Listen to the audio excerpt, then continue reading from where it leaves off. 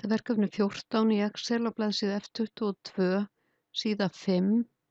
Þetta er liður 2. Við ætlum að setja annað útlit á 10 efstu tölurnar á talnasvæðinu. Og setjið þið svæðið hér í blokk, farið á Conditional Formatting og Top Bottom Rules.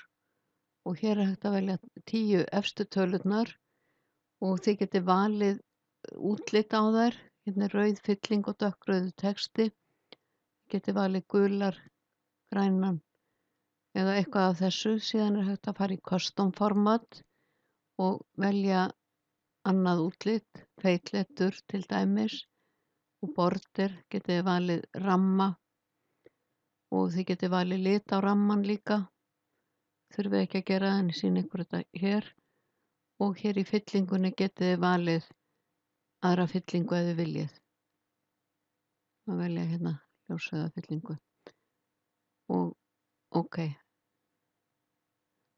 Þið megi velja bara hvað sem er.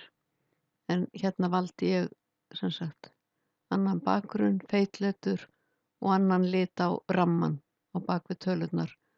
10 efstu tölurnar á talnasvæðinu. Og ég vista.